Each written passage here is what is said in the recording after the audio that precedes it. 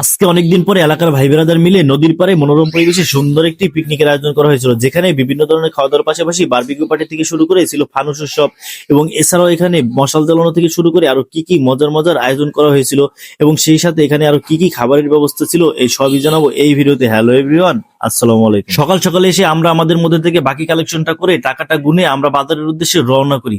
বাজারে এসে আমরা প্রথমে আসি মুদিমালের দোকানে এবং মুদিমালের দোকান থেকে আমাদের যাবতীয় সব মাল এখান থেকে কিনে নিই।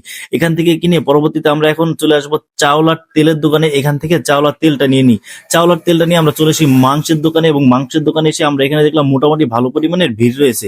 এর মধ্যে থেকে আমরা এখান থেকে 3 কেজি মাংস নেই এবং 3 কেজি মাংস নিয়ে আমরা আমাদের যাবতীয় মাল এখান থেকে গুছিয়ে আমরা এলাকার উদ্দেশ্যে রওনা করি। এলাকায় এসে সবকিছু গুছিয়ে নিয়ে এখন আমাদের পরবর্তী গন্তব্য নদীর পাড়ে। দেখেন এখানে কি সুন্দর একটা মনোরম পরিবেশ। আজকে আমরা এই নদীর পাড়ে এইখানে পিকনিকের আয়োজনটি করব।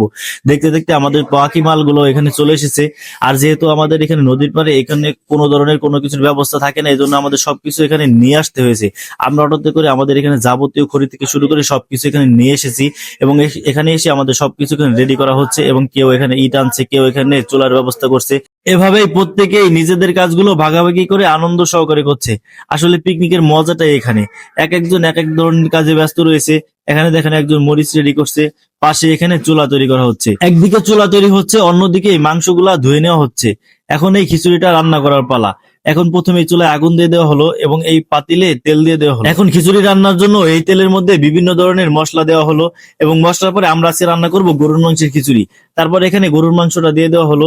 এখন একদিকে এখানে খিচুড়ি রান্না হচ্ছে, অন্যদিকে এখানে যেহেতু অন্ধকার নদীর পাড়ে সেজন্য এখানে 4 সাইড দিয়ে মশাল লাগানো হচ্ছে এবং আরো এক সাইডে এখানে বারবিকিউ করার জন্য বারবিকিউ চিকেনটা রেডি করা হচ্ছে এবং এখানে মাংসগুলো রেডি করে সুন্দর করে ধুয়ে মেরিনেট করে রাখা হলো।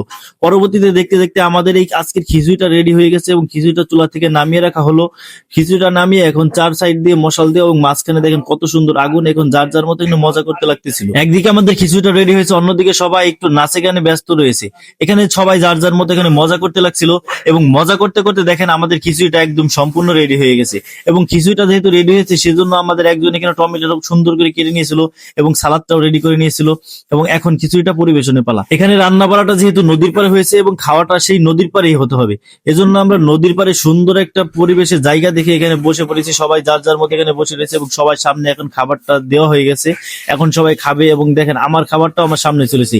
খিচুড়িটা ছিল একদম নরম নরম একটা খিচুড়ি। এটা ছিল বিফ খিচুড়ি, সাথে একদম টমেটোর একদম সালাদ, পেঁয়াজ মরিচ সবই ছিল। তবে বাইরে থেকে যতই খিচুড়িটা, এই খিচুড়িটার মজাটা ছিল আমার কাছে অন্যরকম।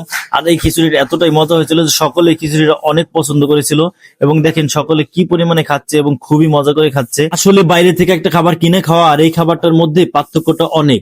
আসলে এই খাবারটার মধ্যে অন্যরকম একটা ভালোবাসা থাকে। দেখেন সকলে এখানে নদীর পাড়ে বসে মনোরম পরিবেশে কি সুন্দর একটা পরিবেশ তৈরি হয়েছে। Yummy yummy. আসলে আপনারা এখানে যাকে দেখতে পাচ্ছেন ওর নাম হচ্ছে জনি।